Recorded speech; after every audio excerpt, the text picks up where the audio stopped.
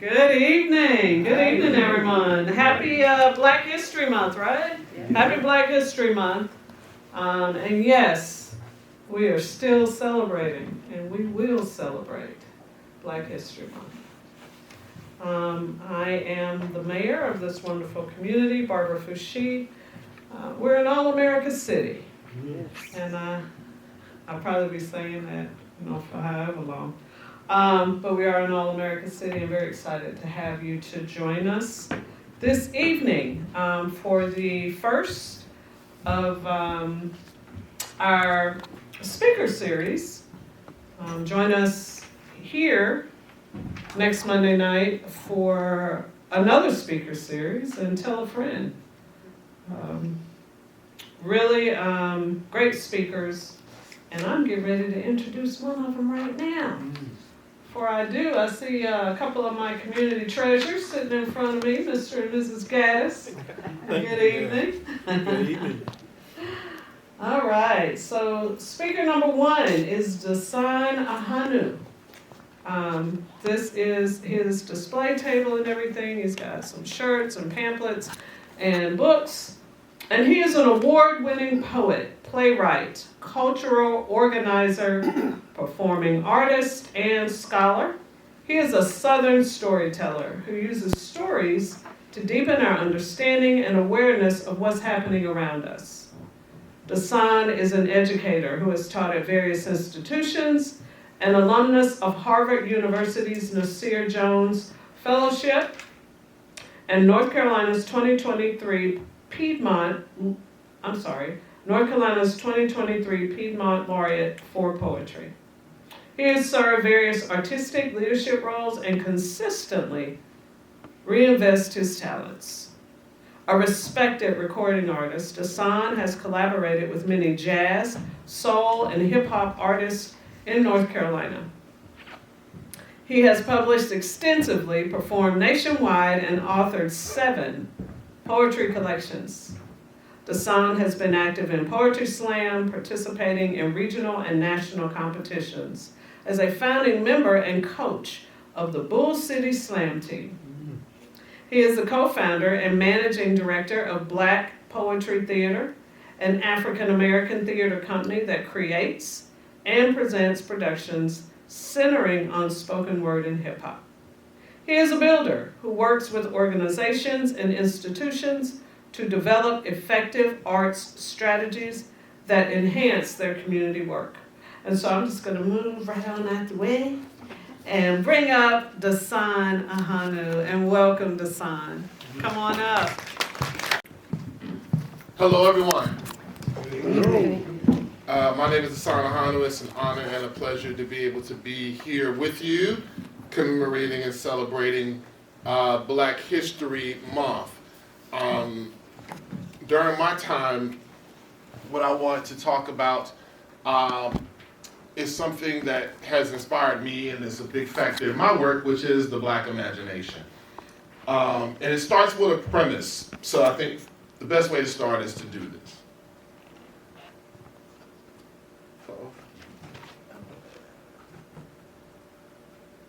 What's the move? Technology.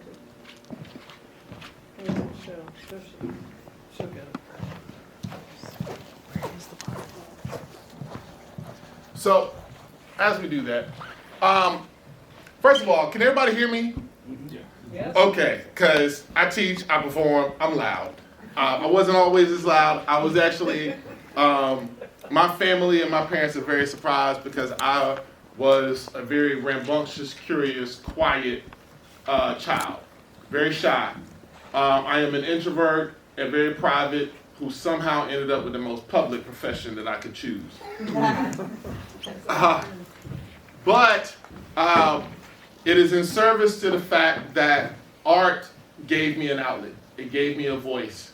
And so when I think about how powerful that has been for me, how it gave me a community, and built on the things that I learned from my family, then I also have felt like that there was a responsibility to not only walk and push myself in terms of that tradition that I'm walking in, but also to talk about it and tell about it and make sure everybody understands what it is. So, let's see. Don't worry about it. I'll explain to you what's happening there. Okay. So, also I'm distinctly Southern, so I'm stay in this vicinity because it's being captured, but I'm gonna move around a little bit, all right? Mm-hmm. I grew up in the South. I'm a Southern boy. I grew up in the Southern Black Church. I can't stay still. All right. It says, the black artist is dangerous. Black art controls the Negro's reality and negates negative influences and creates positive images. Sonia Sanchez, Mama Sonia. There's a power. I consider myself to be a Southern storyteller because I know how necessary it is to tell your own story. I remember Jessica Care Moore coming to do a performance, and she talked about the legacy of black poets and black writers publishing other writers.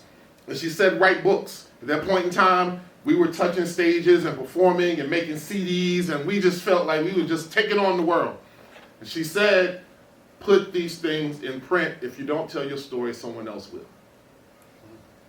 And that clip was myself having the opportunity this past May to spend some extensive time working with the Southern Poverty Law Center in Montgomery, Alabama.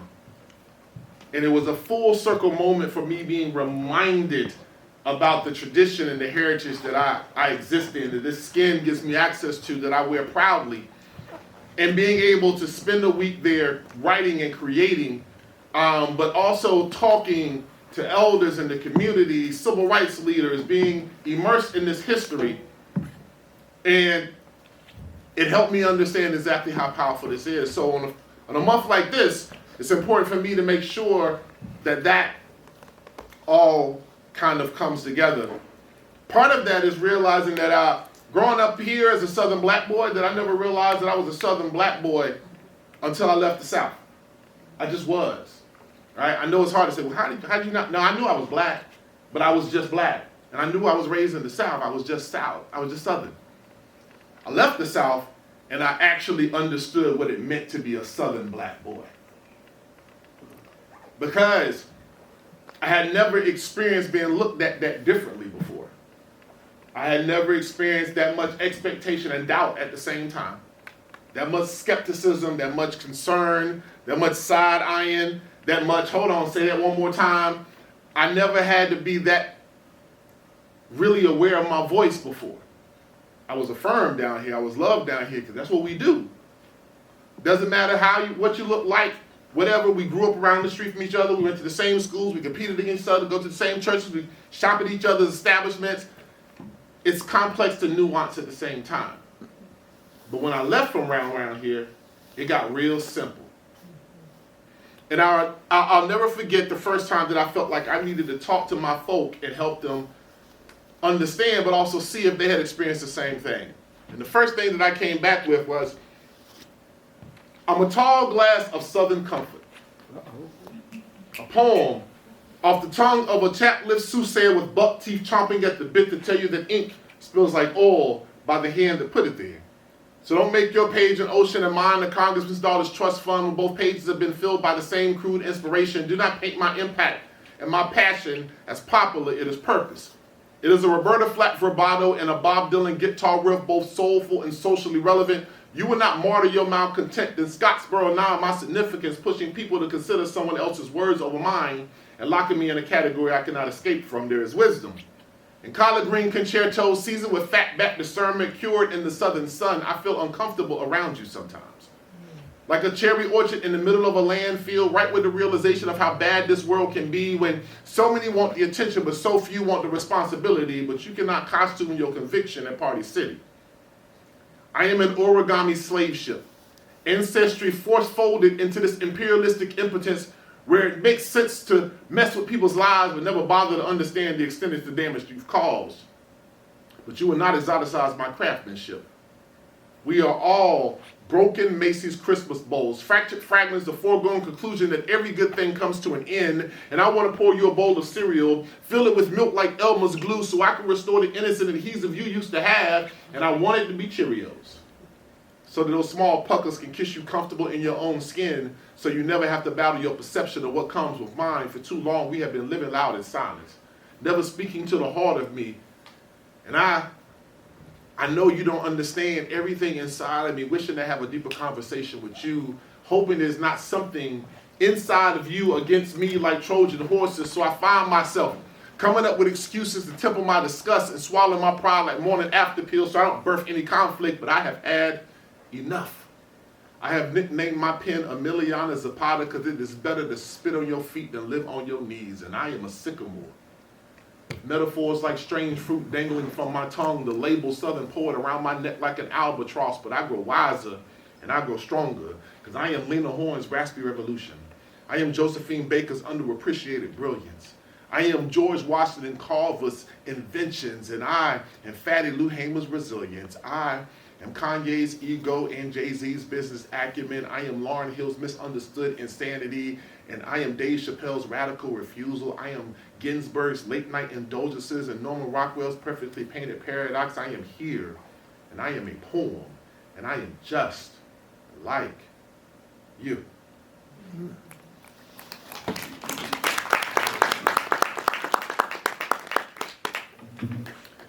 So when I think about the imagination, the black imagination, I think about the ability to hold multiple spaces at the same time. Now, W. Du Bois talked about this kind of duality, the idea of being black and being black in America. But the longer that we are here, it goes from being a duality to just also almost being multiple personality disorder.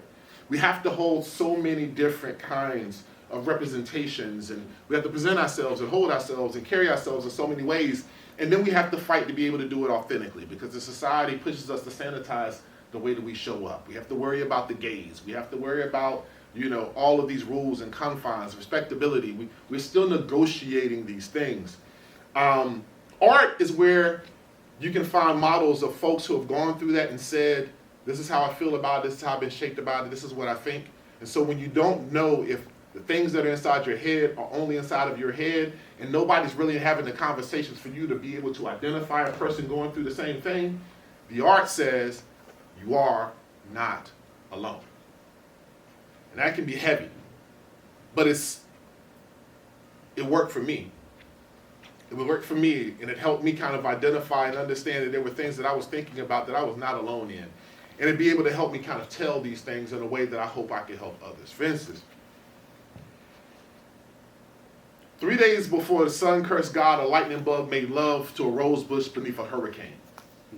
They say the devil poked a hole in the star, and 9 months later that bug gave birth to a tempest. When that anomaly crowned king of ongoing despair, Mother Nature wet nursed it prophecy. In celebration, thunder snuck under a waterfall and stole the courage out of a larynx hidden by ruby-faced cherubim, and I haven't been able to cry over my own pain since. They say there's a metaphor for every falter, an anecdote for every aberration, and a million ways to pretend you're not broken. It's an eloquent show, like your hope hanging from your baobab tree of a voice box, tongue branched hollow inside, your insecurities and all of your pain laughing at you like you thought joy was welcome here. I have been trying to fall apart for too long now. But purpose is like duct tape. It holds you together longer than you want to. See, I've realized that when I want my angst to be so black and white, it decides that it should be a shade of gray. I've been walking around with the world on my shoulders trying to figure out how I can free myself from this atlas of a burden. And too often, I sought freedom in the middle of the night, hoping someone could scratch me back free from carrying all this weight on my shoulders, only to wake up the next morning realizing it was still there, y'all. I'm still searching.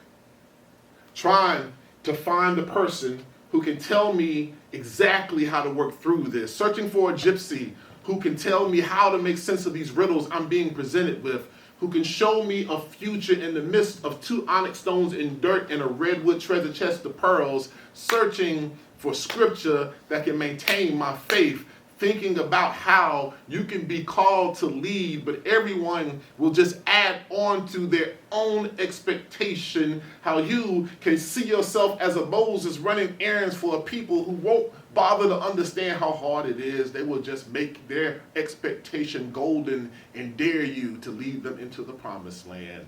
I have found myself wondering how this came to be.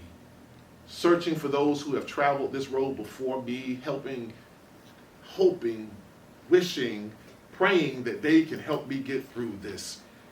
And I realized that sometimes in the midst of these words, poets, singers, musicians, they cry for help in the midst of this art. Inside of it are suicide notes and Dear John letters to the pain that they have known before, and sometimes to the pain they'll know too soon. There are altar calls and blasphemy, flamethrowers and coloring books, a lot of chaos and confusion and things that make so much sense. And I realize now what this is all about. It's about recognizing that every day still breathing is a testimony, that every step you can still take is a gospel, that you have purpose. You were destined to be here. And that, y'all, that now is the story that I'm committed to telling.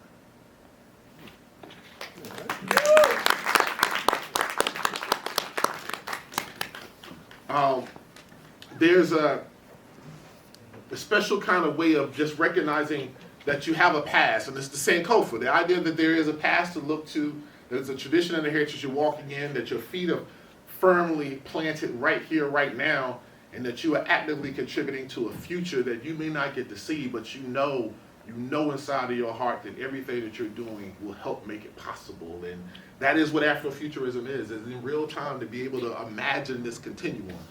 But it also starts with a recognition of everything that comes before you. And so,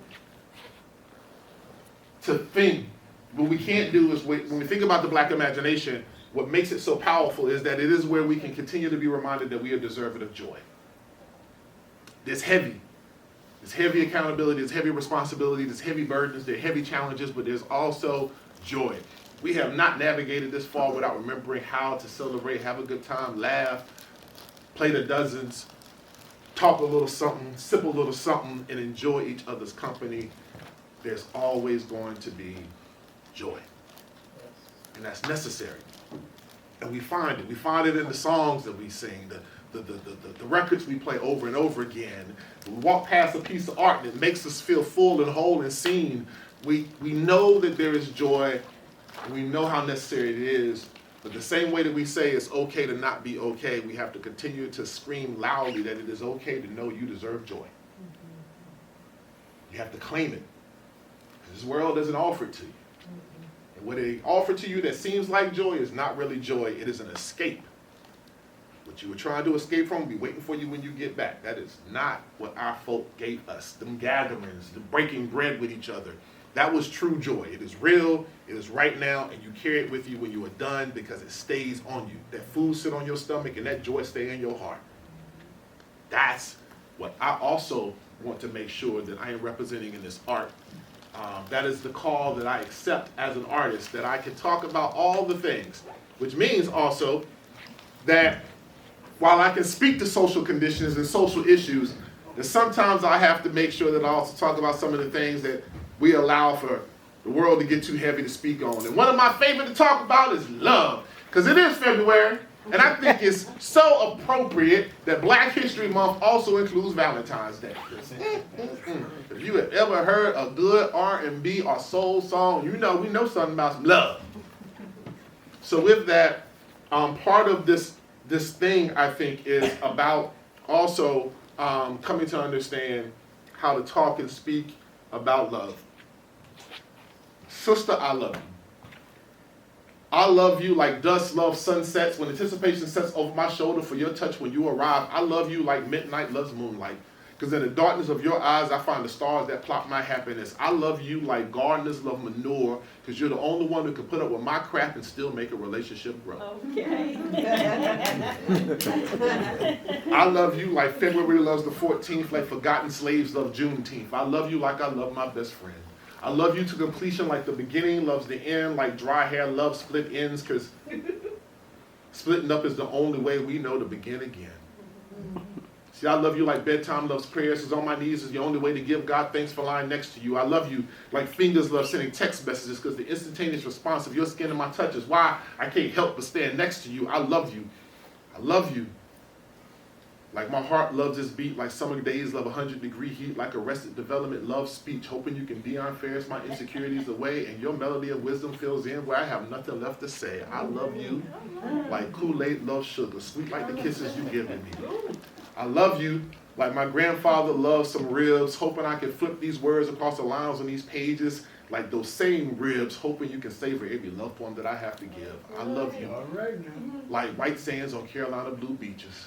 I bite into the fruit of your labor to find what commitment tastes like. I love you like the juice down my lips from country-grown peaches. The way nature loves the four seasons, the way revolutionaries love freedom. I don't know why I love you, but it's a real good reason. I just love you. I love you like drunks love cheap liquor, taking shots. I rub my finger to your scalp to find the root of why you so special. Place kisses on your cheek, taking shots of your naughty head. I love you like hippies love Whole Foods. I love going organically, and I know it costs more, but I've had fast food and lust is unhealthy. I love you like peanut butter loves jelly, because I have preserved the hope that I will find you, and now I have you, your buttery brown skin and that white dress. Let's walk down this aisle and promise each other forever. I love you like poor folks love tax returns, because I have been taxed in every relationship that is not you, so I filed this 1040 hoping that it's easy for you to refund me the prayers I've been giving to God, that I will find you. I love you like heathens love Saturday night at the liquor house and Sunday morning church service. When I look into your eyes, tear stained and glassed over, any potential indiscretion makes me feel guilty and nervous. I love you like babies love their mothers, because you fill me with emotion that sustains my being. Like we take for granted the ability of seeing, and blind people love daydreams, and I no longer appreciate you till you're no longer in my sight. I love you like wind loves a kite, because your words have my spirit flying high, so a conversation with you is how I want to begin every morning and end every night. I love you like I love myself. I love you like a body loves death, like a baby loves its first breath. How a body knows death when there's no breath left, and it feels like death if there's no you left, and since there's no poem left, then with my last breath, I say, I love you. And I think about inspirations around this is the fact that the society must assume that it is stable, but the artist must know, and he must let us know that there is nothing stable under heaven. One cannot possibly build a school, teach a child, or drive a car without taking some things for granted. The artist cannot and must not take anything for granted, but must drive to the heart of every answer and expose the question the answer hides. James Baldwin.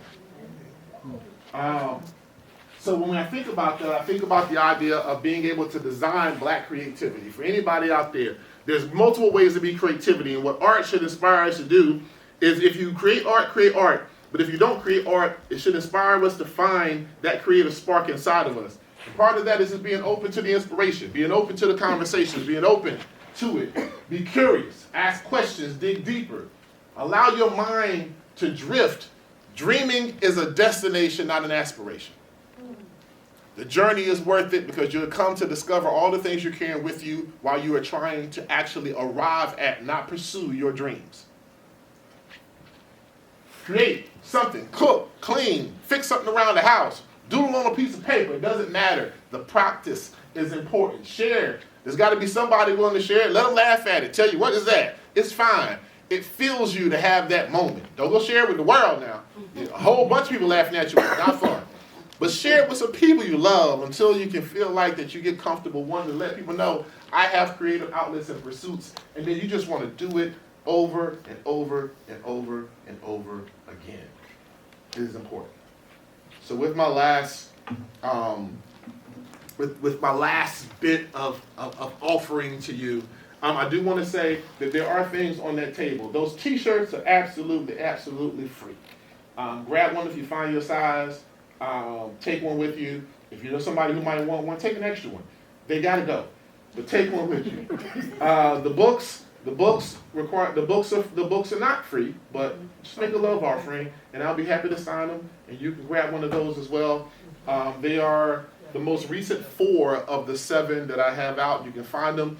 I would rather you don't order it on Amazon or anything like that. Go to a local bookstore. They can be ordered. Help our local bookstores. Support our local bookstores, order from our local bookstores. This is Black History Month, and I think what I want to end is in a love letter that I wrote. And I wrote this love letter during the pandemic, in the midst of some of the uprisings and some of the things that were happening, because for the first time in my long life of being a trained organizer, I learned what my elders taught me in terms of being able to step back and know when it's time to be a resource rather than being at the front of the line. Say it again. And when my mentees and my young folks were calling me like, what do? We want to get active, blah, blah, blah. And after the first couple of calls, I said, okay, this is where I'm supposed to be. I need to be at home prepared to answer this call. And that shifting of the tides. I remember struggling as a young activist with some of our elders and us saying we need what you know, we don't necessarily need your body.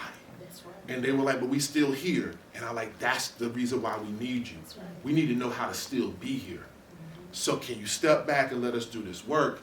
But we need to know you are available for us to be able to sit with, not only to gain your wisdom, but for you to love on us and tell us we can make it to another tomorrow. We don't need you beside us on the front line still fighting the same fight. Because losing you and being in the midst of that fight because of what we're draining from you is a loss we can't take. Because we lose the wisdom with it. And so in that, I wrote this love letter, and I'll close with this because I also want to hear what Dr. Carter has to say. To my people of ash and soot, we know fire. Lit match the gunpowder to kin and the kindling. Ritual burial was the residue for resistance, and those that were left were bundled on the cargo ships. Anyone who knew how combustible colonization was sought the water as refuge. Everyone else was set out into fields like wood in the living room of white supremacy. The overseers were like chimney sweeps, making sure the notes sung never reached the heavens or sent signals in the sky to those in the mountains who could read it along the skyline. We know burning. Devils ain't never cared what they poured kerosene on as long as they got to see the flames. Lit match the body, Molotov cocktail the house, bombed the building. What can you say about those who sought to set fire to crosses in front of the blessed like they were trying to sear away the truth that melanin was crucified for their sins? I just wonder. But I know that we know ash and soot can script prophecy in the smoke, see the deadening as the promise of renewal. Know we got a covenant with the earth, and all we got to do is hope.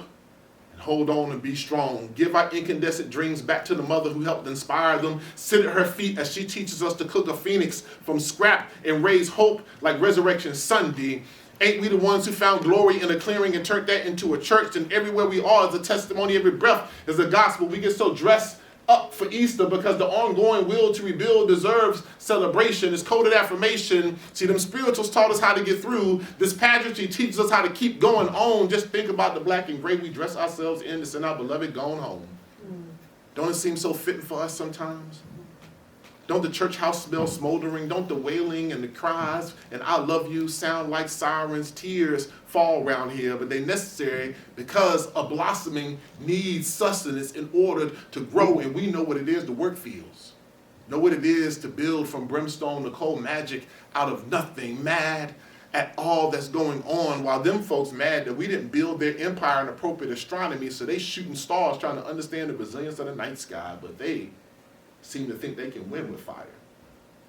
But ain't no blaze that can take away our impact, that can take away all we have given, all that we have done. Ain't no fire that can remove everything we have provided, all our brilliance, all our accomplishments, our resilience, our courage. We are still going to be here. Walk in that legacy and tradition, create family and survival manuals. We're going to laugh and cry and dance with the same legs that crumble in misery. We're going to keep getting up. We are going to keep pushing on. We beautiful, charred. Genesis chapter 1, verse 2 will never be afraid of fire.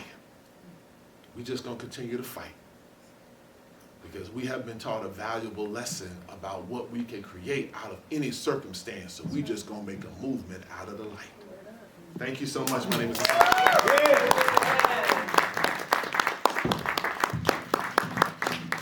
One more time for Mr. Dasan Ahanu. Again, please make sure you go over here to my right, your left, to his table. He said you can take those t-shirts, so please grab one. It sounds like he doesn't want to take any home with him. We're going to transition. We're going to take a little 5-minute break as we transition for our next speaker, Mr. Dr. Freddie Parker. But in the meantime, we do again have some light refreshments over here. Please help yourself. And we also have some swag, some Black History Month swag, as well as our Town of Carrboro event calendar. Please make sure you grab one. This calendar highlights, of course, the all-American city that we are, but also the great events that the town of Carrboro hosts throughout the year. So please make sure you grab an event calendar, and again, we'll be back in about 5 minutes. Thank you. Move on to our next speaker, but I want to say after Dr. Parker speaks, we're going to have a question and answer session. If you have questions for these gentlemen at the end, we'll take those at the very end. So we have Dr. Freddie Parker, who comes with us. He was born and reared in Hillsborough, North Carolina. He received his BA in history from North Carolina Central University. Do we have any Eagles in the house? Yeah. They're in here. All right. I won't hold that against you. All right.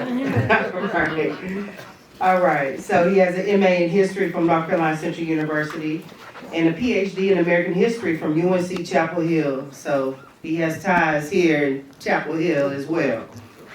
He is currently Professor Emeritus and former Julius L. Chambers Endowed Professor of History at North Carolina Central University in Durham, North Carolina. He taught American, African, and African history at North Carolina Central University for 50 years, y'all. 50 years. All right.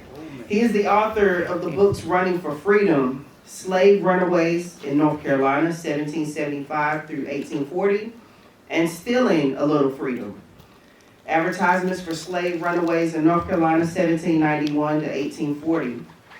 Dr. Parker served on the North Carolina Historical Commission, the North Carolina African American Heritage Commission, the North Carolina Historical Highway Marker Commission, chair. Among other boards and state commissions, he is the recipient of the Christopher Crittenden Award for his career contributions to the historical profession in North Carolina.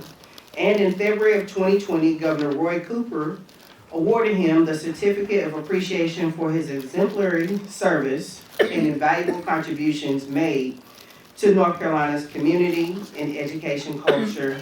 At this time, please welcome Mr. Dr. Freddie Parker.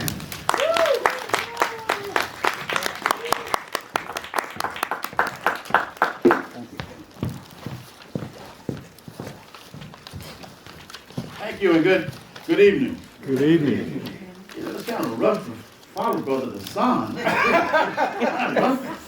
Y'all should have had me first. I promise I'll try very hard not to put you to sleep this evening. But it's always good to come to Carrboro to speak. I think I've been speaking in Carrboro now for the last 8 to 10 years. I was in this library, as a matter of fact, in June. Good to see Eagles in the house. Good to see Tar Heels in the house. It's good to see all of you here this evening. This month, February 2026, marks the 100th anniversary of the founding of Negro History Week by Dr. Carter G. Woodson and others. And so the national theme for Black History Month this year is a century of Black history commemorations. Dr. Woodson had received his PhD from Harvard University in 1912.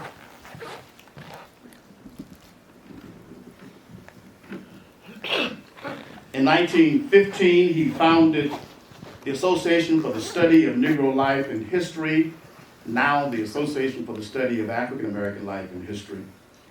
And a year later, in 1916, he established the Journal of Negro History, now called the Journal of African American History, which was an outlet for the research that was being conducted on the history of Black folks. Dr. Woodson was about the business of combating the widespread exclusion and distortion of Black history in American education. He aimed to highlight African American contributions to society. He wanted to foster racial pride and promote equality by proving that Black people were crucial to the nation's development. Dr. Woodson observed that African American accomplishments were ignored in schools and in media, leading to a detriment, lack of knowledge. He believed studying Black history was essential for African Americans to understand their heritage, build self-esteem, and secure their future. By showcasing achievements in science and industry and culture, he sought to prove to white America that black people deserve equal rights and citizenship. He chose the second week of February to align with the birthdays of Abraham Lincoln and Frederick Douglass, aiming to shift the focus from celebrating only great men to acknowledging the history and contributions of the entire race, men and women, not only in the United States, but in Africa, the Caribbean, South America, and other places around the world where 15 million human beings from Africa had been enslaved since the 1520s. Dr. Woodson believed that if you educate young white children about the true history of blacks, they would grow up knowing truth and hopefully would not act like their parents and grandparents regarding race. As George Orwell pointed out, who controls the past controls the future. Who controls the present controls the past.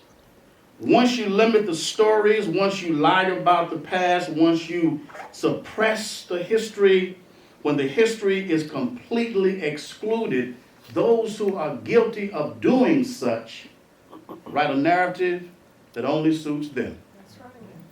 And so we are grateful for the energy and the foresight of a Carter J. Woodson, a Mary McLeod Bethune, a Charlotte Hawkins Brown right here in North Carolina, a W.E.B. Du Bois, a Marcus Garvey, a Helen G. Edmonds, James Weldon Johnson, Frederick Douglass, and countless other men and women who were pioneers in telling our stories. These are the giants whose shoulders we stand upon today to continue telling these stories. And since 1976, we set aside the entire month of February to ensure that the history of black people is not erased. That's right. And believe me, no other time in the last 100 years has it been more important than it is right now that we take up the mantle and continue their legacy. Because just in the past year, the Trump administration, the University of North Carolina Board of Governors and General Administration, and the North Carolina General Assembly, just to name a few, are waging a campaign against any and nearly all progress that has been made in the area of teaching black history and progress in the areas of civil and human rights for black folk. All of you are aware that since Donald Trump assumed the presidency on January 20th, 2025, he has unleashed a series of executive orders directed specifically at overturning affirmative action programs, or what we currently refer to as diversity, equity, and inclusion. These anti-DEI executive orders strike at nearly every phase of black life impacted by the civil rights struggles over the decades. The Civil Rights Bill of 1964 and the Voting Rights Bill of 1965 are under siege by these executive orders, as well as efforts to ensure that black history is not taught at any educational level. The notion is that whites should not have to hear that a systematic genocide program was waged against Native Americans. It was.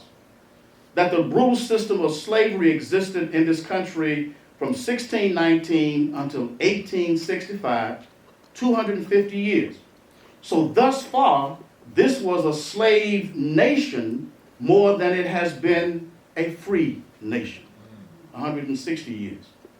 That women have been reduced to second-class citizenship. These executive orders demand that American history be taught in a pristine, sanitized fashion. Trump signed an order accusing the Smithsonian Institution of having, quote, come under the influence of a divisive race-centered ideology.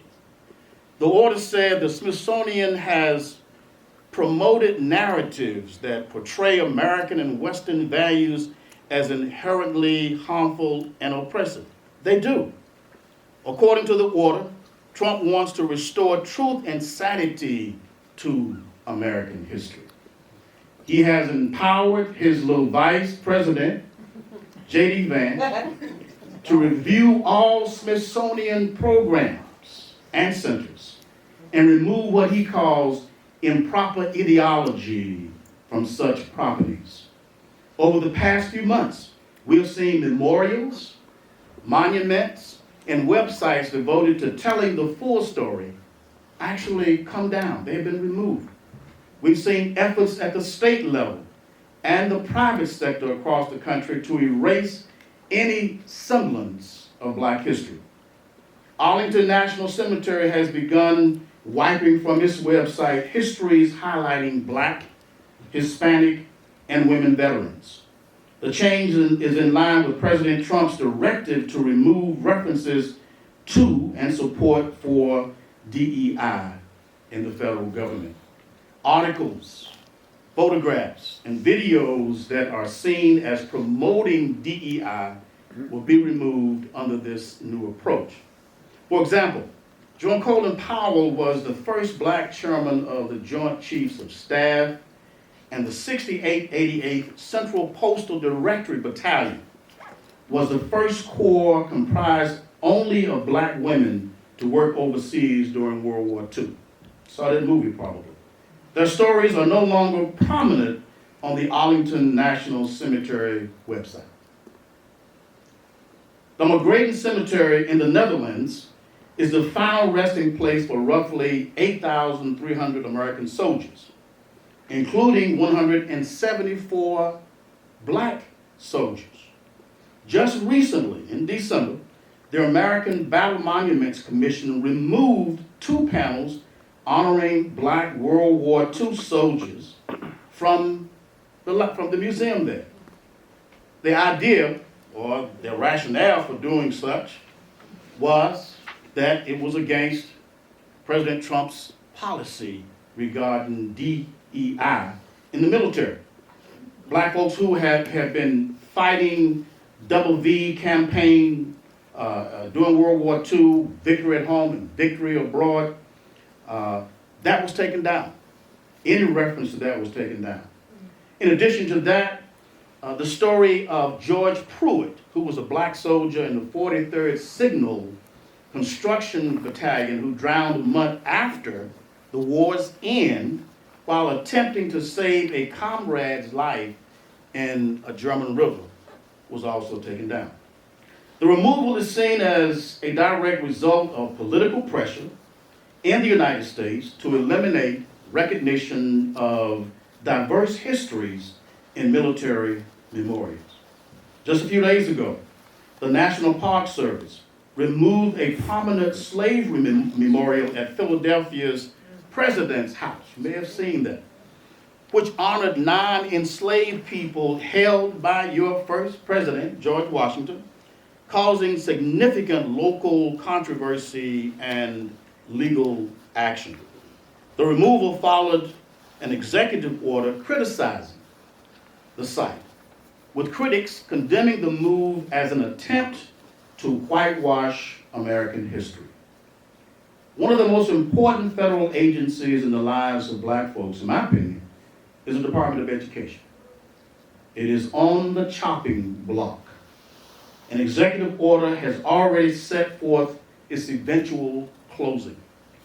Approximately 2,000 employees have lost their jobs since last February, including over 1,300 layoffs and nearly 600 who accepted early retirement.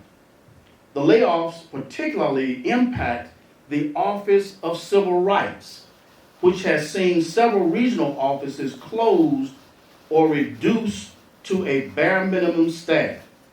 The Office of Civil Rights, as you know, in the Department of Education with its attorneys, are tasked with preventing, identifying, ending, and remedying discrimination against America's students based on race, national origin, sex, age, and disability.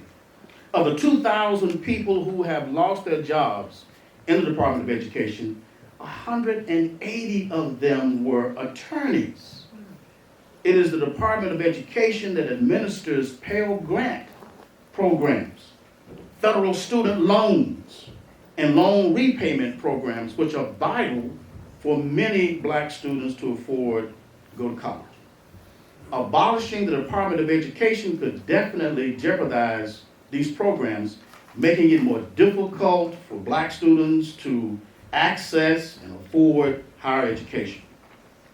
This will further exacerbate the existing disparities in college enrollment and graduation rates between black and white students, and will definitely adversely affect enrollment projections at historically black colleges and universities. The idea behind closing the Department of Education is to return education to the states.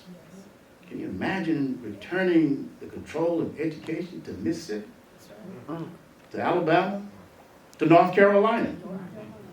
Since 1865, historically black colleges and universities have been the bedrock in the black community. Shaw University, Johnson C. Smith, A&T State University, Howard, Hampton, St. Augustine's, Tuskegee, NCCU, and the more than 100 historically black colleges and universities in the United States were founded during the Jim Crow era to fulfill the educational needs of a population rising from the ashes of enslavement.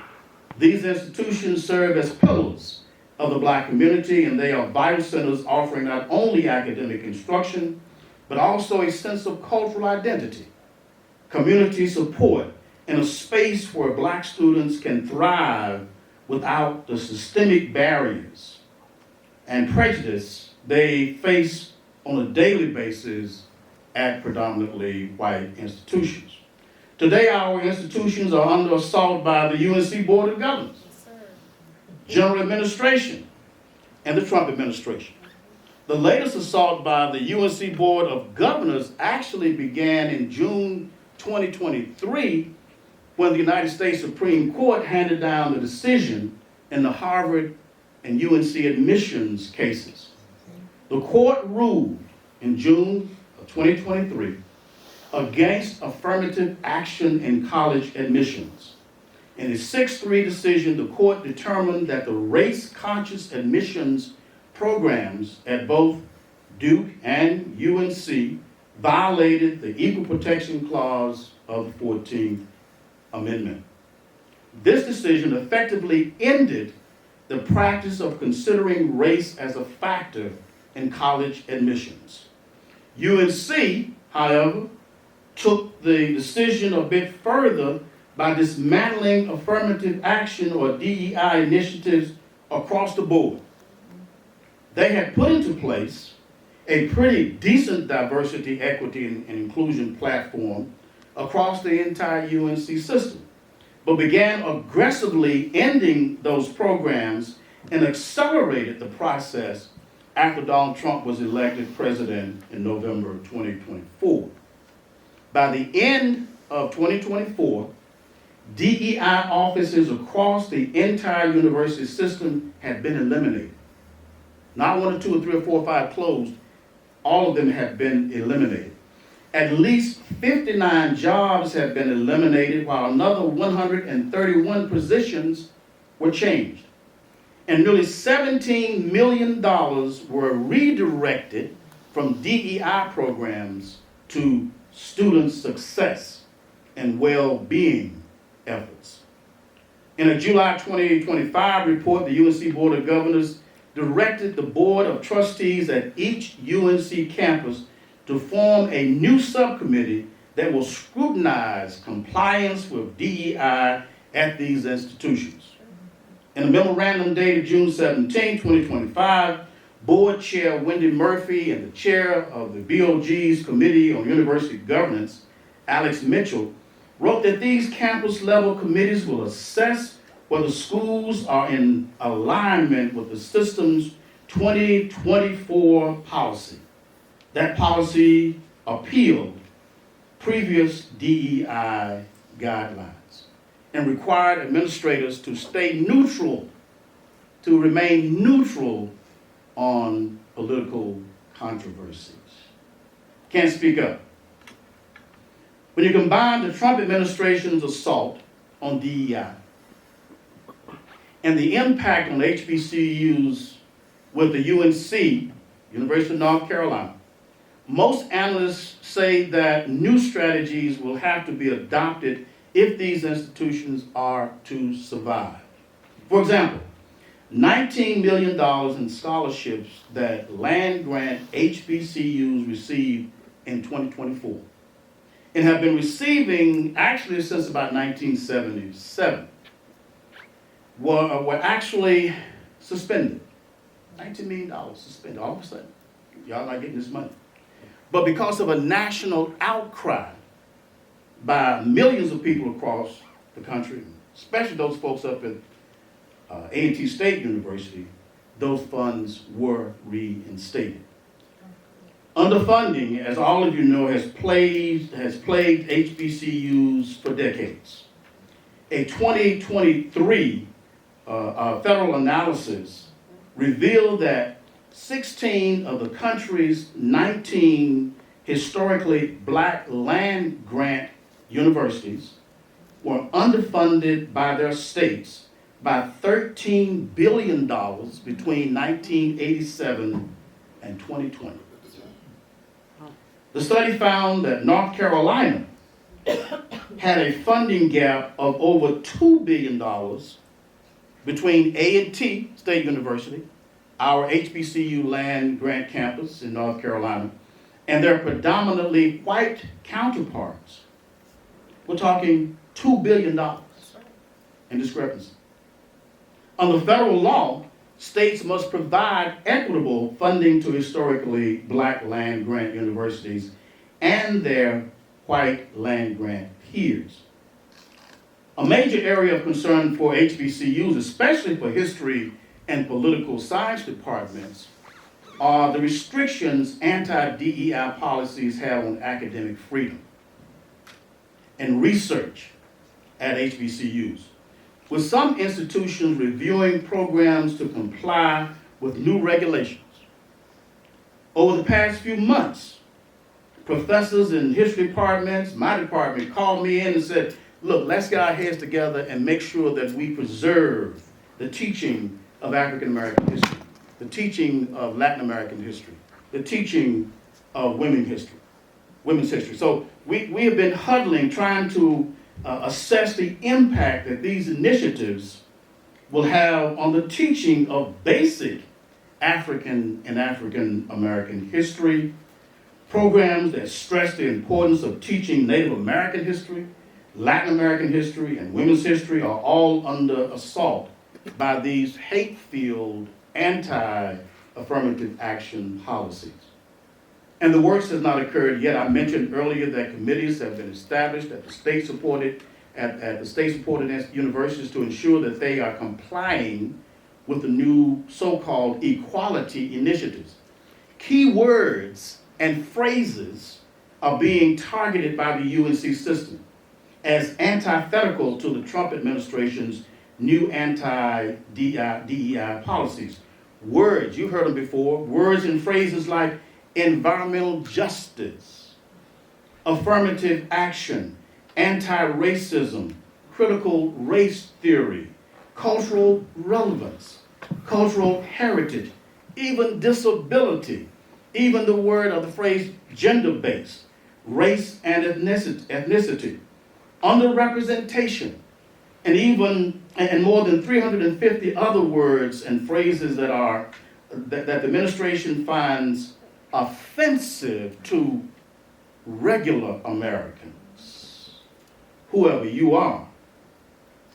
These words and phrases are being scrubbed from federal websites, and faculty and university officials are being told not to use these words and phrases in their course syllabi, nor can they use them when they're teaching their seminars and overall programming. for fear of losing federal dollars. In 2024, the UNC system received a little over $2 billion in research grants, including Pell grants. It is clear that HBCUs are facing challenges with the curtailment of grants, internships, scholarships, and donations from government contractors and corporations that previously supported DEI efforts. These reductions affect programs like those providing laptops to incoming freshmen. The sad reality is that these corporations, government contractors, Walmart, Target, Amazon, Apple, Meta, and scores of others that have been generous in their givings to support affirmative action over the years, obviously were not doing so because they believed that it was morally right to do so. Or that the vestiges of past injustices, racism, Jim Crow, Jane Crow, and slavery must somehow be mitigated. In this current climate, students at HBCUs will continue to lose internships and programs due to federal contractors freezing programs deemed illegal DEI. To show this further contempt for progress in the area of race relations over the past 5 decades, the North Carolina General Assembly passed 3 anti-DEI bills in 2025. I hope you've heard about it. North Carolina Senate Bill 227, titled Eliminating DEI in Public Education. Remember in the past when you would read the title of a law, it was vague, you didn't know exactly what it meant. But now, eliminating DEI in public education, it's straight. It aims to prohibit public schools from promoting certain concepts related to race and gender that are deemed divisive. The bill seeks to prevent schools from engaging in or advocating for discriminatory practices and from providing professional development related to these divisive concepts. Additionally, it restricts the establishment of DEI offices within public schools. Senate Bill 558, entitled Eliminating DEI in Public Higher Education, essentially does the same thing at the 17 UNC system schools and the 58 community colleges. It's an act to demonstrate the General Assembly's intent that students, professors, administrators, and other employees of public institutions of higher education recognize the equality and rights of all persons and to prohibit public institutions of higher education from promoting certain concepts that are contrary to this divisive intent. The third bill, House Bill 171, an act eliminating DEI initiatives in state government, says an act eliminating DEI in state government. So how bold are these attempts? We're going to eliminate it at the college level. We're going to do it in government. We're going to do it in first grade. We're going to do it in second grade. We're going to do it in fifth grade. All the way from first to PhD is where you're going to find this. Fortunately, Governor Josh Stein vetoed all 3 of these bills on July 3rd, 2025. To date, even though there have been attempts to override the vetoes, Stein's vetoes have not been overridden by the General Assembly. The assault is nationwide. Not just here, not just in Florida, but it's nationwide.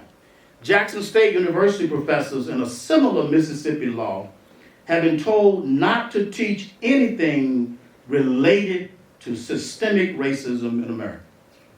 nor can they teach anything related to gender equality. But even in the face of efforts to turn back the hands of time, turn back the hands of progress, you know what, y'all? I think we're still standing. Yes, yes. Yep. Still standing. Still staying. It was in 1619 that 20 black men in Maryland, North Carolina, New York, and New Jersey had legalized the enslavement of people of African descent. So for 400 years, black folks have endured in the face of unspeakable horrors. Black folks are still standing. If our ancestors could somehow peer through the telescope of time, they would say, despite everything thrown y'all your way, y'all still standing. 205 years of legalized slavery in the United States, husbands watching their wives being raped, parents watching their children being sold into slavery, legalized segregation, the lynching of thousands of black men and women, bombing of churches and homes, political disfranchisement, grandfather clause, literacy tests, gerrymandering, intentionally placing drugs in the black community to kill the civil rights movement, and so much more, and yet still standing. From those 20 black folks who came to Jamestown in 1619, there are now more than 46 million black Americans in this country, and still standing, in most cases, standing tall. After everything they have thrown your way, still standing, the church is still standing, so many of our institutions and organizations are still standing, and sometimes our legs get a little weary.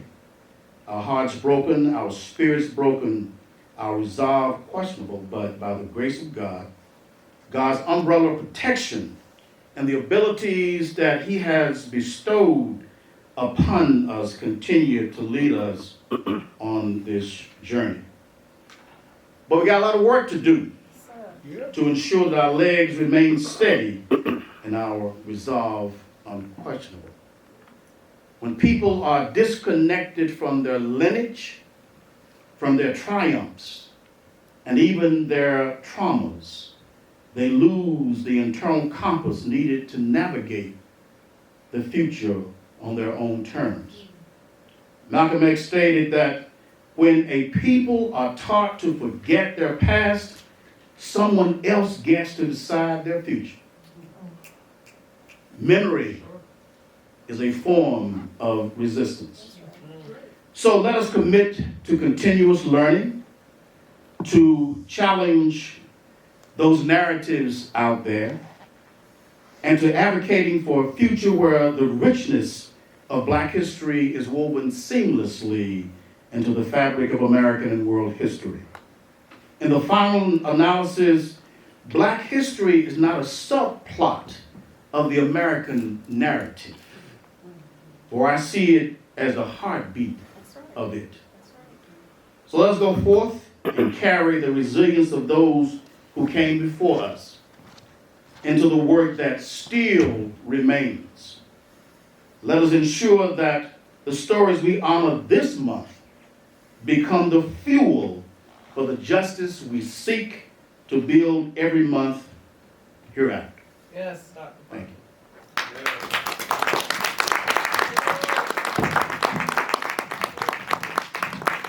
All right.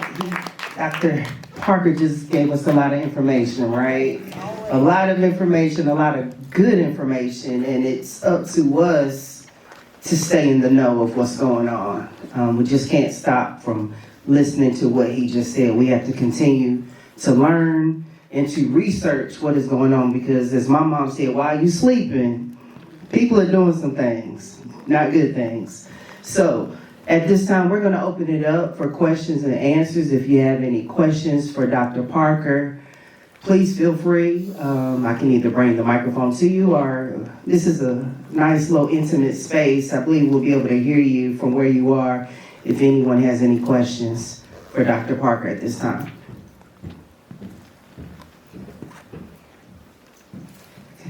Yes, ma'am, we have someone back here.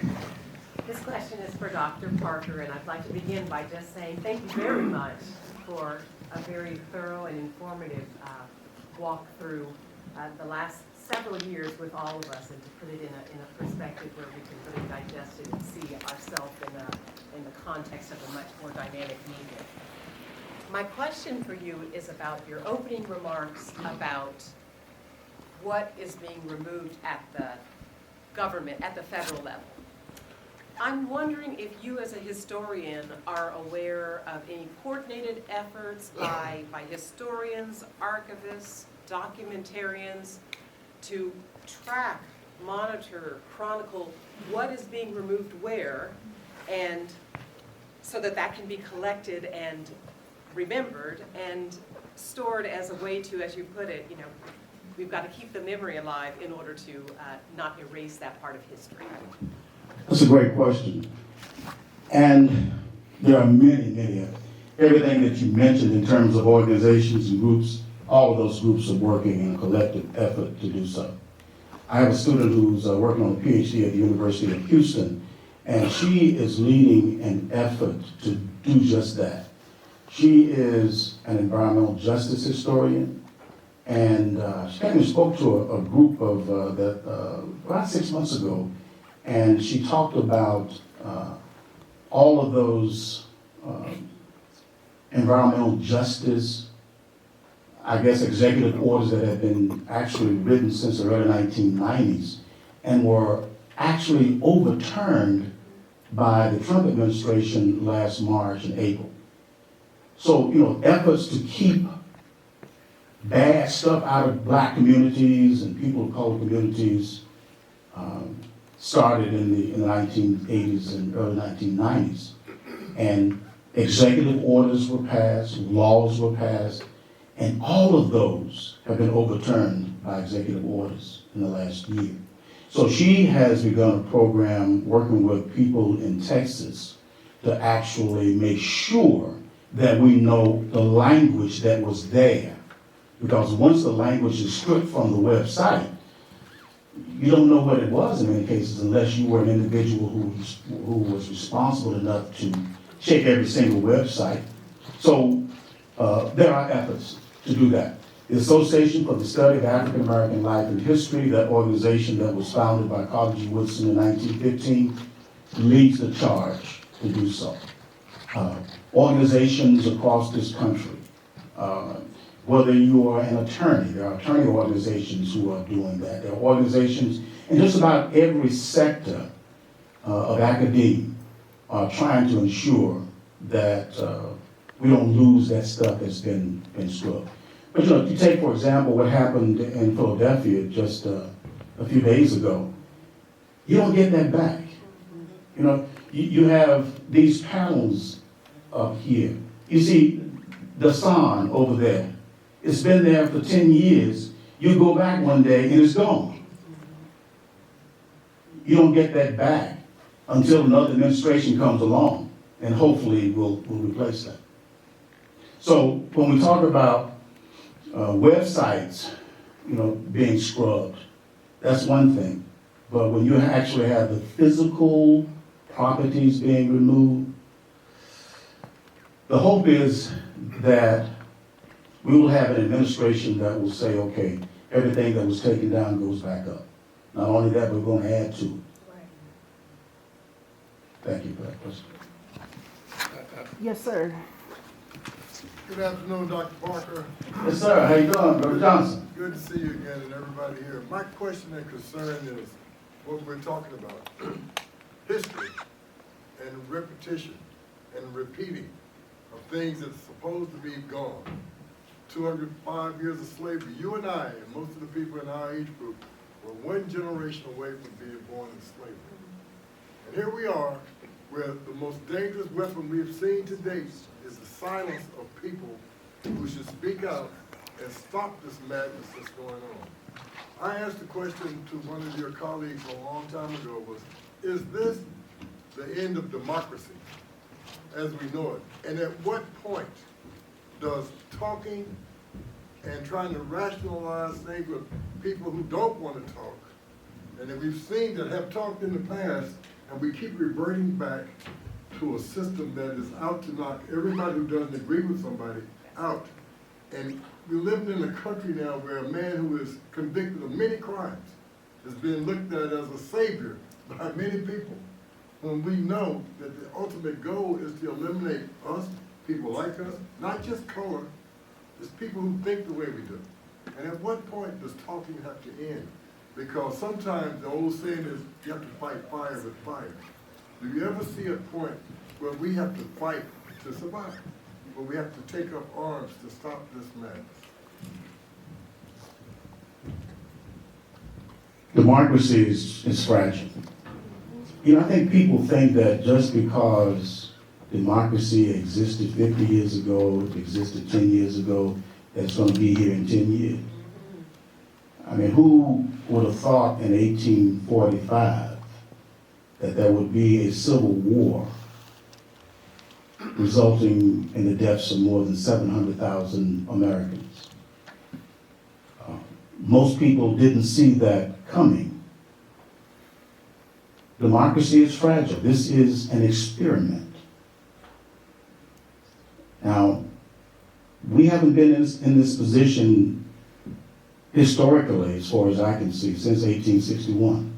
I think we are at the lowest point in terms of the historical process, this linear process.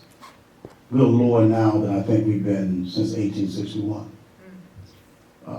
I can't remember in the history since 1865 that people have talked about this not being a democracy any longer. But people are saying around the country, around the world, we thought that the United States was that beacon on the hill, that light on the hill. But that's no longer the case. And it doesn't take very much. I mean, we were talking just earlier about the possibility of federalizing elections. It could happen. The executive can't do it, but the Congress can. And all of us in the last year have seen that this Congress belongs to Donald Trump. And they pretty much adhere to his dictates. And so Congress can say, okay, in North Carolina, you have a voting date for March 3rd. We are going to cancel that. It can happen.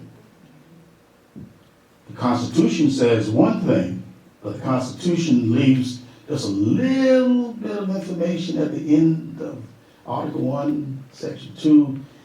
Congress does have the latitude to change X, Y, and Z.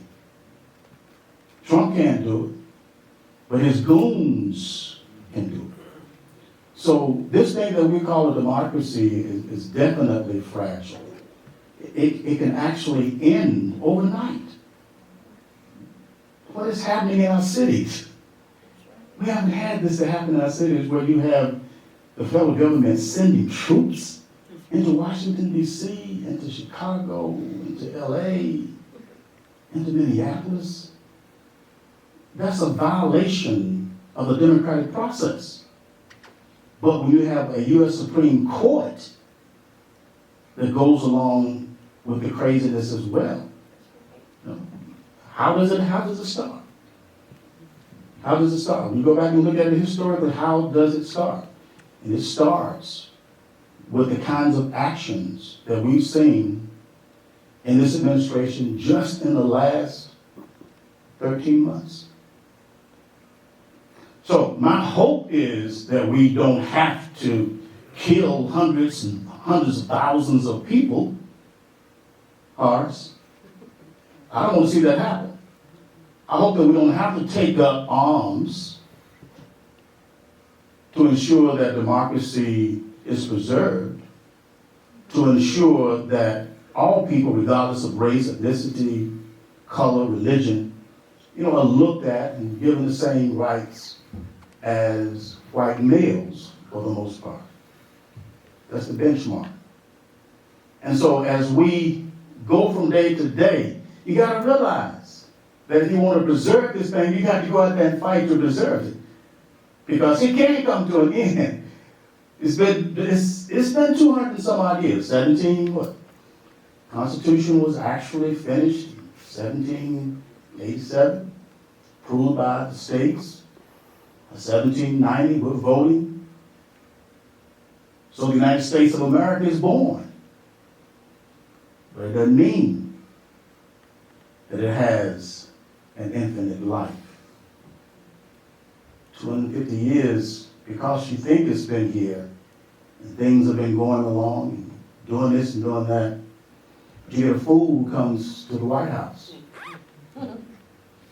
Can definitely, and y'all can see this just in the last year, dictatorial. Everything that we see coming out is dictatorial. And so it's a sad reality. The sad reality is that first you got to recognize it. You got to know that indeed what's happening is undemocratic. It's absolutely unlawful and illegal in many ways. And you recognize that, and you have these kinds of forums to inform people, but you got to take it to the next level as well. You got to, the bottom line is, if folks had voted a certain way in November 2024, the fool wouldn't be there. Right. So I don't think we understand the importance, oftentimes, of the power we have as an individual when we go in that booth and vote. It's power. You can see that it's power by what happened in November 2024. They have the power.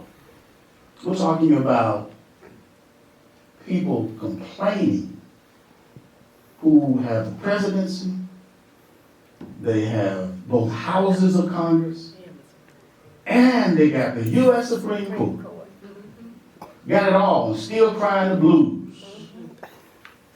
And doing everything in their powers to ensure that they remain in power by doing some ugly stuff over the next 9 months to ensure that people question this thing that we call fair elections. So, Horace, I'm not sure I answered your question. It's a question you ask a lot, and my answer is, let's not fight if we can. Right. And we don't have the big guns. So thank you, Dr. Parker. As always, you inspire me, and I appreciate it. And also, our previous speaker. I want to just make a comment, though, because of what you just said. And I just spoke to the ministers in Durham today. It's not the people who go vote. It's the people who don't go vote that put these people in office. And until we can change that, we can't change anything in our communities because they have the power, as you just spoke. So that's my philosophy. I'm not the speaker tonight, but I agree with you on everything you have said. Nancy, you want to respond to any of this? You're a speaker as well. Come on down.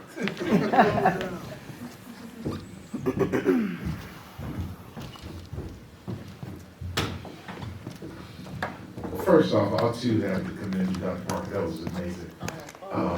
So thank you so much. That is an honor and pleasure to be able to hear you today. Thank you. But I do, this is an important conversation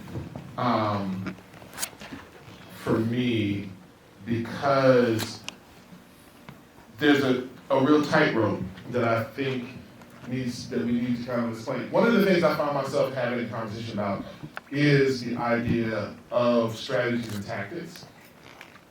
And unfortunately, what I'm seeing happen too often is a conversation about the same tactics.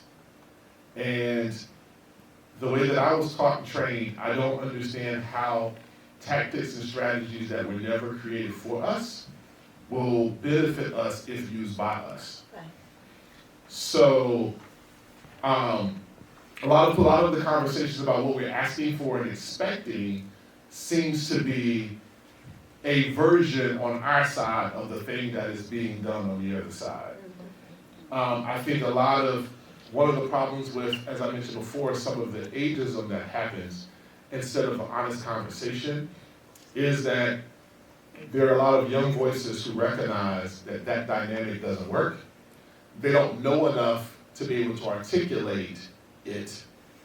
And I think that, you know, when I was taught that the idea is to aid the opposition and move the middle, that we're at a point where it's moved, the other side is not looking to move the middle, they're listening to disorient and confuse the middle, so that no one can move them.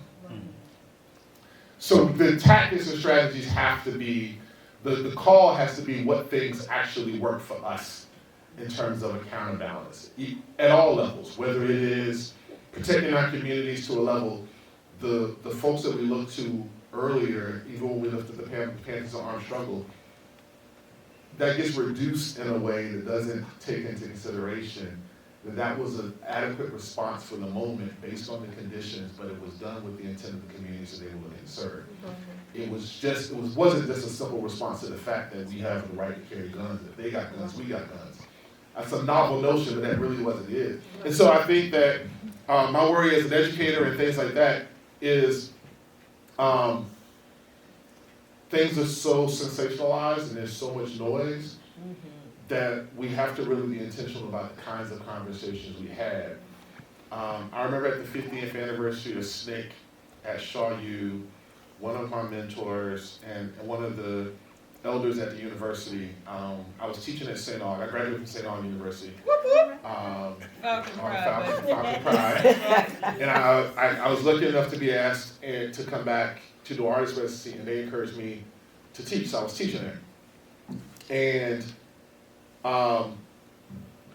Dr. Moses turned to me and said, one of the things that we did not think about because we were so immersed in the struggle was to talk to y'all about the nuance of this. Not the outcomes, but the process. And then she was there, I am here, and I'm realizing not enough of us took enough care of ourselves to be able to course correct. I'm missing my friends and my colleagues, and I'm seeing folks who aren't going to be here long. And there was a really intentional effort. There was grad students and documentarians all over everywhere because they were desperate to be like, we are going to lose everything we know about how we were able to gain those wins. And she was really heavy. And I can honestly say that I don't know that my group of folks and my peer group has done much better. I am now at the age of watching us lose folks again, and I don't think we've done a good enough job talking about what we were taught and what we built on and are passing that. So I don't know how we create, I don't know how, that there's a level of understanding about how to create these strategies. And I think part of the thing that we're battling is being so immersed in the fight that we don't know how to prepare everyone else for sustaining and prolonged, parallel, ongoing struggle, which is how we make change. So I think that and we have to recognize that noise is the environment and circumstance of our present. Like, it's noise, and it's chaos. And we have to not only nurture and support, like I'm of the generation where everyone, like, we were pushed to be educated, but cutting through the noise is an additional skill that we have to really own and be able to restore. That I know that those before me had to, right? But when it appears that you don't have to, how do you still keep that skill sharp? And COVID has put us in a position that as an educator, I'm seeing folks who are even less equipped to cut through the noise and additionally sensitive to the level of noise around them. And we're gonna lose folks who may have the answer we need before they get to exercise that answer.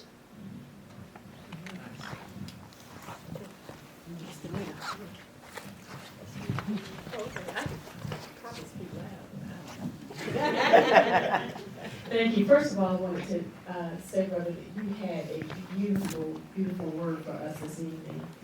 And we appreciate it so much. What a treat. You and Dr. Parker. I mean, this was worth coming for every single day. So I really appreciate that. And of course, I honor and appreciate you, Dr. Parker.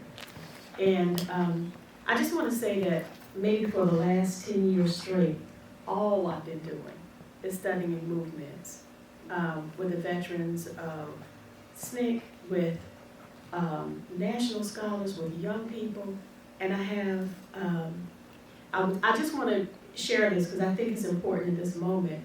That I was sitting with some civil rights veterans, and we were sitting with two people who were very, one had worked with Stacey Abrams. She had registered 480,000 people to vote. One was the director of the NAACP in Mississippi. And so you had Georgia and Mississippi, and they were sitting with Cortland Cox, who's the head of the SNCC Legacy Project. And they were really upset because they were talking about how Mississippi and Georgia have supermajorities. And they were like, this is very, very difficult. And they were talking about Project 2025. This is before the election, but it was very clear what was going to happen. And Cortland listened, like a good elder does. And then what he said was something that I carry with me with my work. We talk about standing strong. He said, I just want you to know that not only did we have supermajorities before we got the right to vote in '65, we had, we could not even vote. We could not even vote. We had supermajorities, we had blatant white supremacy, and we still won. And so, but the sister's name was Nsé Ufot. And so what Nsé said was, you know, prior to this conversation, I was thinking about us in negative terms. I was thinking about us losing democracy. Now I'm thinking about it in terms of darkness. She was like, we're in a very dark place. And she was like, it is dark. But at first I was thinking it was 12 o'clock midnight dark. But now I'm thinking it's 3 a.m. dark. Because we're at the throes, the end of the throes of white supremacy, and anything that's about to die fights real hard to stay alive. And I think that that's what this is. But what your words said and your example, I just have to say this really quick too.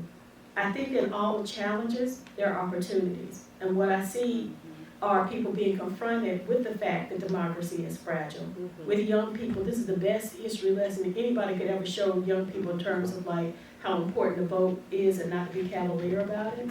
But I see so many opportunities now in terms of Granny Fleck, who taught Mr. Braxton Fashy, the mothers who sat at the tree and instructed the young people about the history of the area. I think about you, Dr. Parker, when you have local history and you make it available to everybody. The challenge is how do we transfer this informational wealth to our young people? And I just believe in young people. And I really honor what you said. Sometimes we just need to get out of the way. We need to have the instruction and get out of the way. So I just want to say that I'm inspired by what y'all had to say tonight. And I don't feel no ways tied. Right. And that's the honest to get the truth. I mean, what else we gonna do? You know. And I'm with you anytime you're ready, Brother Hart. So let me know. But I very much appreciate it. Hey, Jerry, no, I just had one quick comment. You know, I get up all the time and say, I ain't got time to waste. So, you know, it's almost like going back to each one, teach one. Do something. Yeah. You know, it's like Dr. King says, as I pass along, if I can cheer somebody, you know, all those things he said, he's urging us to do something. You ain't got time to waste. So I'm here tonight just to learn and so I can go back and do something else. But we did talk about voting, and we see that if we hadn't won the governorship this past year, we'd be that farther away. So we talked about yesterday about how we got a sheriff election. You know, everything is local, and I'm loud, but You got that voice, bro. anyway, I'm gonna stop because I got things to do. I ain't got time to be here to waste, right? And that's the truth. Yes, Lord. That's the original Black Panther, which Do we have any other questions for Dr. Parker or Mr. Dasan?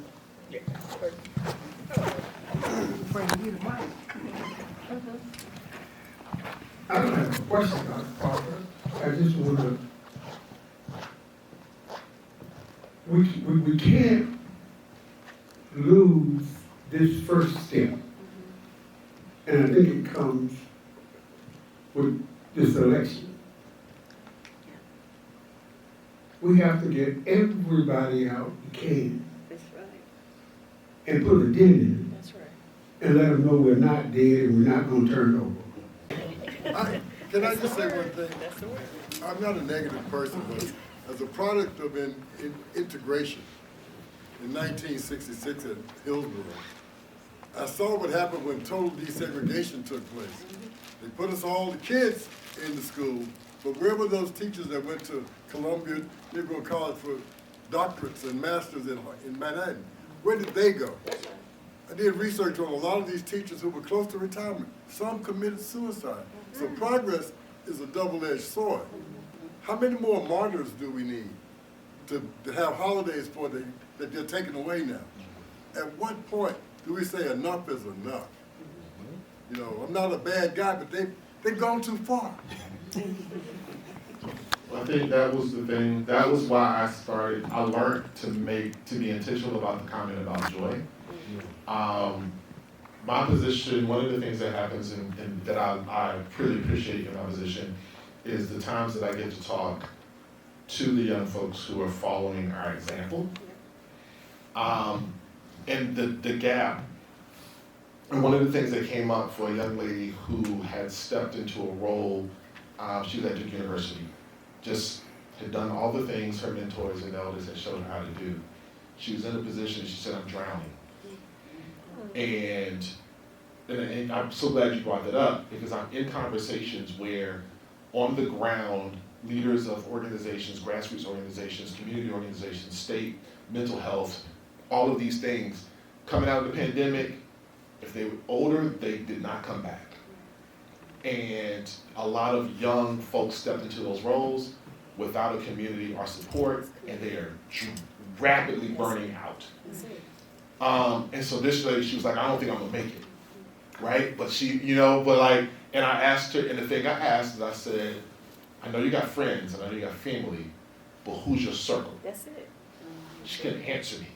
She didn't have anybody to have that conversation about, especially when she was pushed to achieve, and some of these folks are achieving beyond the capacity of their families to do anything other than root you on. But what we come to understand in terms of having trauma-informed conversation is that sometimes can be a greater weight because you don't want to let those folks down. But those circles that I used to admire from my elders that they held, like being in Montgomery and hearing about how the folks that I had heard and revered, like really sat and broke bread and drank a little wine with each other. And I'm like, I wasn't taught that part of it. I was just taught the work that they did and to put myself in a position to continue to work. I was not taught about those informal networks, the good times, and how it didn't matter from James Brown to MLK to the person who owned the restaurant down the street, how they sat in rooms with each other and broke bread. And so that fractioning, that individualism is going to leading to burnout. And it is drastically breaking folks, and it's not getting better. So I think one of those things is that call, and I'm grateful for Black women, because once again, in the midst of this coming out of that 2020, was a loud cry of joy. Like, we gotta have joy. And it was the first step to trying to get back to this notion of we have to have an outlet. We gotta turn the valve off. But there's still folks struggling how to rebuild community in a way that we used to know how to do. That's right. Whether it was by church or by our families being intentional. Like, look, I'm taking you over here to play with them. You're just gonna learn to play with them. But we don't build those. And some of the places, even our academic institutions, are not building community the way that it did for some of us. Some of us have lifelong college friends. I know students who go through all 4 years and have not built a circle. They built a lot of people they know, but they ain't got no folk. I know you see it too, Dr. Parker. They don't know how to identify mentors like we used to, and they don't have folk. That's right. And I'm like, I don't know how y'all gonna make it. So I just wanna say that for those folks who are around, that we assume because they got a bunch of folks they know and are attached to a bunch of folks, that is not the same as what we think about a true circle that can lift them up and hold them down. They do not have it. It looks away, but it's not really what we know they need. That's true. You know, I think about our institutions in the black community, and you're right. Don't want to offend anybody, Come on now. This is an offending time. but ever since I was 15 years of age, I believe that the black church should serve as a liberation base for black folk. And what I'm seeing in 2026 is a regression rather than a progression. It ain't doing what it should be doing. You know, I used to be ugly about this. I referred to ministers whom I believe were not doing what they should be doing in terms of bringing in huge amounts of money, driving big Cadillacs, nice homes and the whole thing, and not putting the church back into the community. And often Gerald referred to these folks as handkerchief head ministers, pimps in the pulpit. And I'm seeing this, you know, one of the reasons I can't stay in a church very long, Deacon Hester, is because of that. Because I don't see the church serving as the liberation base that it should serve. And I think that whenever a minister gets up and says, we don't want none of that in here, we don't want none of that politics in here, I get up and walk out. I leave. If you can't use a body that has more members than any other institution in the United States, what do? Somebody black is at a black church every Sunday morning. When you look at the number of people who are in the churches, that's what the black population is. You have more black folk who belong to church than you do fraternities and sororities, who belong to any other institution or organization. And so we're going to have to muster up and force leadership in this very sacred and very powerful place. You think about it. Where did Dr. King? Dr. King, it's a church. When we had meetings in Hillsborough back in the 1960s, where did we meet, Horace? It's a church. Well, actually, you didn't have any other place to meet unless you met at somebody's house. But the church was that viable institution for us. And I think it has to remain. The other thing, too, is that, do you know that in 2024, black folk had a total income of $1.65 trillion? $1.6 trillion. Most of those dollars obviously left our hands and went somewhere else. And so the thing that we have been preaching for the last 50 to 60 years is that you got to invest in the black community with some of those dollars. We've just seen people come from Mexico and from Peru and from El Salvador who adhere to that concept of putting their resources together. Do you understand that if in the association, the New Hope Association has at least 100 churches? Do you understand what kind of force that could be? Everybody gonna be on the same track, though. Yeah, you're right. Think about that. 100 churches. I would venture to say that each church has at least, average, let's say average 100 members. Let's say average 75 members. And everybody's paying those tithes, well, not everybody paying tithes and all. Some people are. And the bottom line is the people are pulling in a lot of money. And so the fact that you can invest, you can have your daycare centers. You could have your car dealerships. This association owns, this car dealership here, it owns 5 daycare centers. It owns a supermarket in Carrboro, North Carolina. This association, the people own that. But everybody doing their own little thing, man. That's right. Silos. And not pulling those forces Being together. collaborative. Malcolm said it's more than 60 years ago. You know, if you don't invest in your community with the power that you have, ain't nobody else going to do it for you. And the more you take those dollars to other communities, the poorer you will be. So 2 things. Church, let's get involved in saving people's souls and also saving their lives while they live here on earth. And secondly, it's important that we take those dollars that we bring into the community, $1.65 trillion, and invest it in the community. All right, thank you, Dr. Parker, and thank you, Dasan Ahanu. Let's give them both a round of applause, please.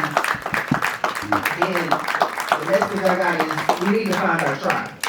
And I know a lot of grown folks, as well as myself, who are still trying to find their tribe, so that we do have an outlet and go back to having, I guess it's called salons now, meeting in the living room space. That's right.